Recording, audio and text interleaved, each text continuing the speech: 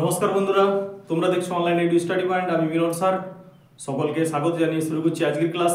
আজ আমরা আলোচনা করব অট্টু এর ব্যবহার নিয়ে এবং অট্টু এর অর্থ এবং তার বিভিন্ন ব্যবহার নিয়ে ডিটেলস আলোচনা করব। শেষ পর্যন্ত দেখলে এই নিয়ে আর সমস্যা থাকবে না। যদি প্রথমবার দেখছো তো একটা ছোট্ট রিকোয়েস্ট, প্লিজ চ্যানেলটা সাবস্ক্রাইব করে দিও এবং তোমার যদি ভিডিওটা দেখতে ভালো লাগে তো লাইক করো এবং ভিডিও শেষে তুমি আমাকে জানাবে যে ক্লাসটা দেখতে তোমার কেমন লাগলো। তো একটু সময় দাও, একটু ধৈর্য নিয়ে দেখো, অট্টু এর ব্যবহার নিয়ে আর ডাউট থাকবে না। তো চলে আসি প্রথমে অট্টু এর ব্যবহার। তাহলে দেখো, অট্টু এর ব্যবহার আমরা কোথায় কোথায় করি তার জন্য আমি কয়েকটা এক্সাম্পল লিখে রেখেছি। তো ব্যবহার করার আগে আমাদের জানা দরকার যে অট্টু এর অর্থটা কি। অট্টু এর অর্থ হচ্ছে উচিত। অট্টু বি, এটা হওয়াই উচিত, এরকম যদি বোঝায় তখন আমরা অট্টু বি বসি। আর অট্টু হ্যাভ কখন বসাই? যখন থাকা উচিত বোঝায়, কোনো কিছু থাকা উচিত বোঝায়, তখন আমরা কিসের ব্যবহার করি? অট্টু হ্যাভ। তাহলে দেখো, এটা মোটামুটি কার সিমিলার চলে আসছে? শুডের সিমিলার চলে আসছে, আসছে কিনা? শুডের চেয়ে যদি একটু জোরটা বেশি বোঝায় তখন আমরা অট্টু, অট্টু বি এবং অট্টু হ্যাভ ব্যবহার করি আর কি। ঠিক আছে? তো দেখো, প্রথমে অট্টু কোথায় আমরা বসাবো? যেখানে আমার কি বোঝাবে? এক নম্বর, মোরাল অব্লিগেশন, অর্থাৎ নৈতিক দায়িত্ব। নৈতিক দায়িত্ব যদি আমার বোঝায় তখন আমরা কি বসাবো? অট্টুর ব্যবহার করব। সাজেশন যদি বোঝায়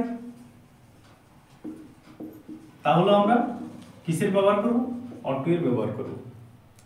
তাহলে প্রথমত যেটা মনে রাখা দরকার, মোরাল অব্লিগেশন, অর্থাৎ আমাদের যেটা করা উচিত, নৈতিক দায়িত্ব, যেটা আমাদের কর্তব্য, এটা যদি বোঝায় তখন আমরা কিসের ব্যবহার করব? অট্টু। এরপর দেখো, অট্টু আছে অট্টু বি আর অট্টু হ্যাভ। তাহলে শুধু যদি উচিত বোঝায় তখন আমরা অট্টু বসাবো। হওয়াই উচিত, যদি উচিতটার আরেকটু যদি বেশি জোর করা বোঝায় তখন অট্টু বি বসাবো। এবং কোনো কিছু থাকা উচিত তখন আমরা কি ব্যবহার করব? অট্টু হ্যাভ। তাহলে মিনিংটা ক্লিয়ার হয়ে গেল আশা করি। তাহলে অট্টু উচিত, অট্টু বি হওয়াই উচিত, অট্টু হ্যাভ থাকা উচিত। এরপর চলে আসি use of ought to, ought to be এবং অট্টু হ্যাভ আর কি। দেখো, প্রথম এক্সাম্পলটা আমি নিয়েছি, you dash help the poor. তাহলে আমাদের দরিদ্রদেরকে সাহায্য করা উচিত।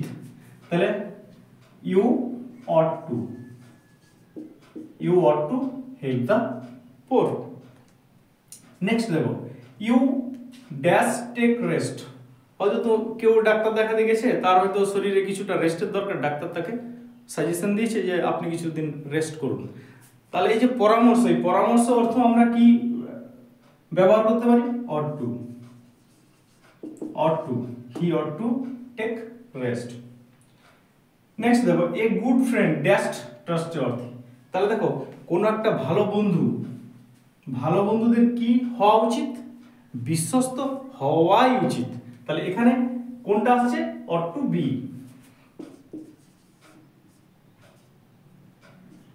অট to be trustworthy. Next, student dash study regularly. তাহলে ছাত্রদের দেখো, এটা একটা দায়িত্ব, নিয়মিত পড়াশোনা করা উচিত। তাহলে এখানে কি ব্যবহার করব আমরা? অট টু,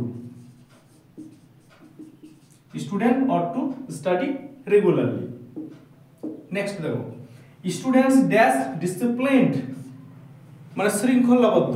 তাহলে ছাত্রদের শৃঙ্খলাবদ্ধ হওয়া উচিত নয়, হওয়াই উচিত, মানে এটা হতেই হবে শৃঙ্খলাবদ্ধ একজন ছাত্রকে আর কি। তাহলে বেশি জোর দেওয়া হয়েছে, তাহলে আমরা কি বসাবো? Ought to B.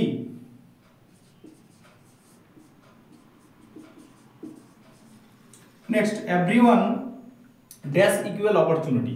কোন একটা কাজের ক্ষেত্রে, সরকারি প্রজেক্টে যেমন সবার সমান সুযোগ, যত সেই দেশের নাগরিকের সমান সুযোগ থাকা উচিত, সেই অর্থে দেখো এখানে আছে। তাহলে অট টু হ্যাভ থাকা উচিত, যার জন্য আমরা কি বসাবো? Ought to have. তাহলে এই ছিল আজকে অট টু এর ব্যবহার, ought to, ought to be এবং অট টু হ্যাভ।